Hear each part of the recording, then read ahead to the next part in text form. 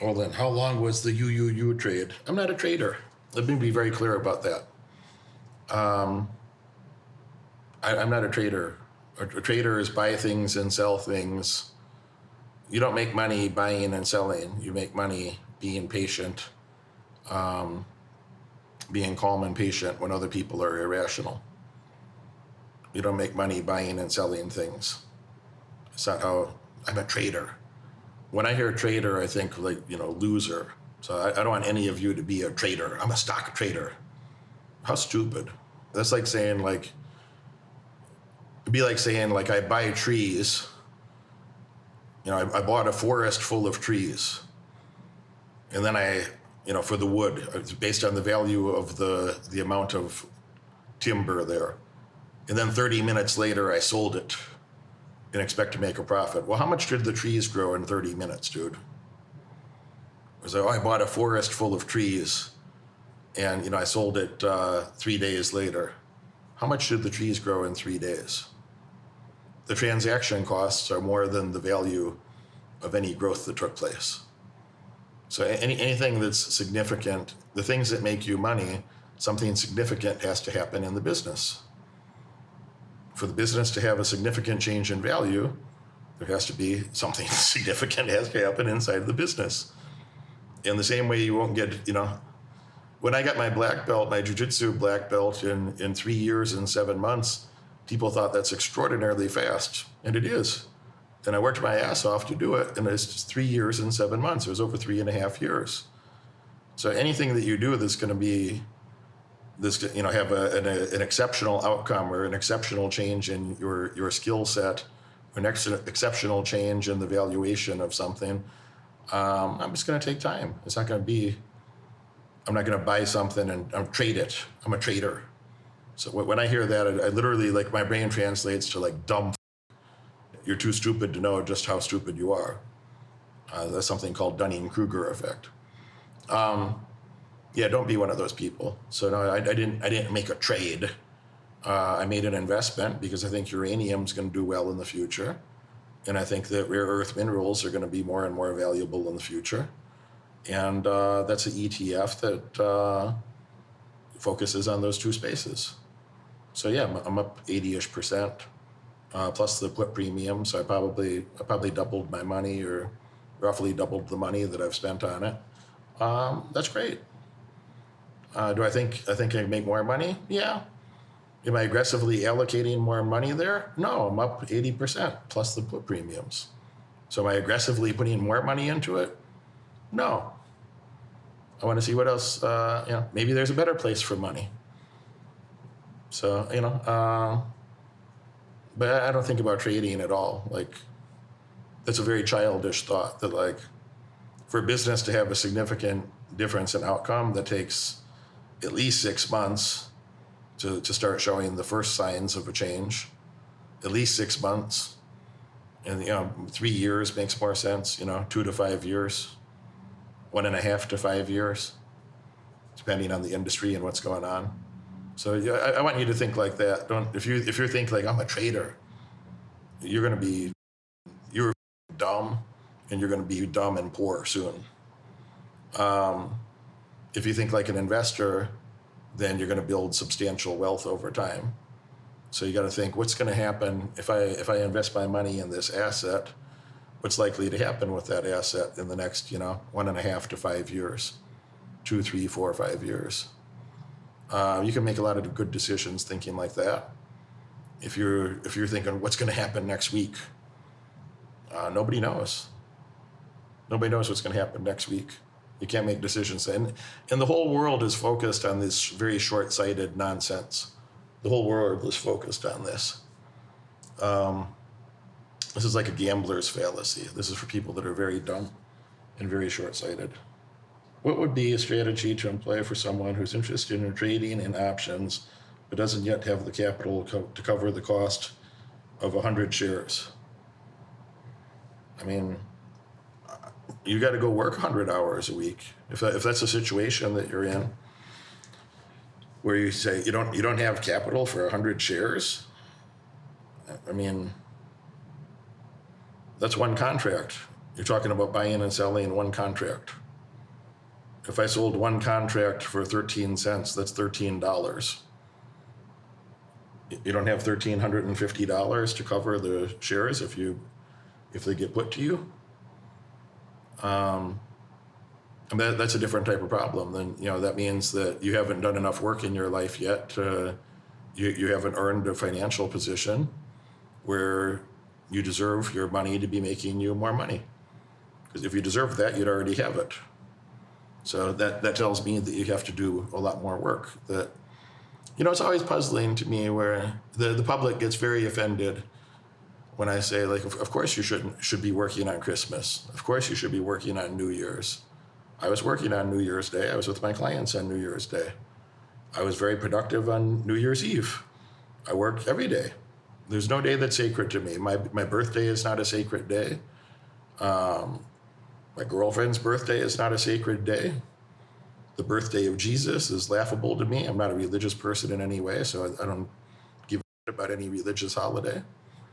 There's no, the holidays that I have some respect for would be like 4th of July is like the founding of the country that I live in, which I think is the best country in the world. I've been to many countries and took a look around.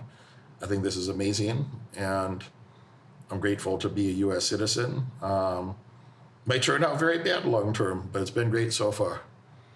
So, I think that's a great holiday. I think having one holiday to respect the military. I don't like that there's Veterans Day and Memorial Day. There should be one, not two. That's a political thing that you start adding all these extra holidays. I think there should be one to respect our military and, people that took time in their life to defend the country. And some people died in the process doing so or were injured or so on. So you wouldn't have a country if not for those people. So, I have a lot of respect for military people for that reason. A noble thing and a respectable thing, and you should honor people that keep you safe and keep your country safe and allow these markets to function so well. So shout out to the military people that are listening now. Yeah, but if you should be working 100 hours a week. There's nothing, if you're in your 20s or 30s, there's nothing else you should be doing. You should be working, at least 13 hours a day. You should have at least 13 hours a day of productivity. At least. That's only 91 hours in a week. That's only 91 hours a week. At least 13 hours of productivity. 15 would be better. 105 hours would be better. If you don't want to work 100 hours a week for a period of your time, for a period of your life, okay, stay poor. Because you know what? You just do, if you don't spend that time enhancing your knowledge, now that when I say work, that also means education, but you should be spending at least 13 hours a day on making money, educating yourself, and taking care of your fitness. At least 13. 15 is better. 15 is better. Go sleep 6 hours, 6.5. And, go the rest of that time, you make a meal, you brush your teeth, you live your life, It should be at least 13. 15 is better. And for those of you that don't like that, that's too much. Okay, you know what won't be too much is your bank account. You know what else won't be too much is your brokerage account. You know what else won't be too much is anything else in your life. If you want to do very little, expect to have very little. If you want to have a lot more than the other people, you're going to have to work harder and smarter than the other men.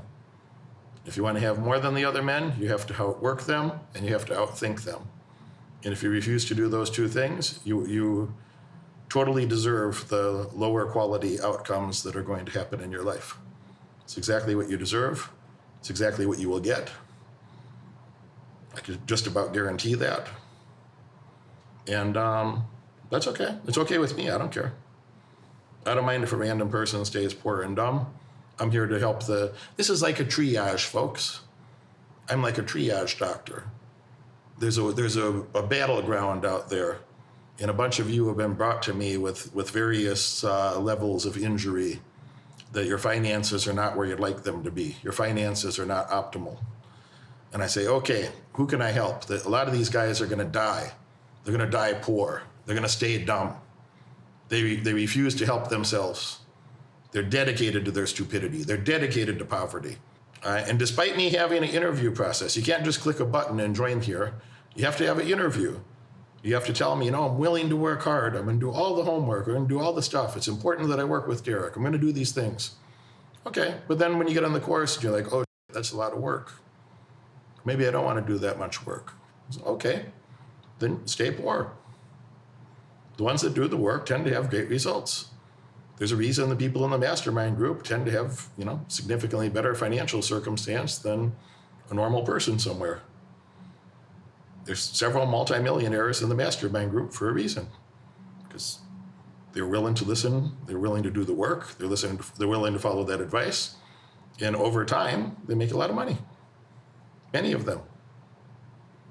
So if you want to be one of those people, I'm here for you. I'm trying to help.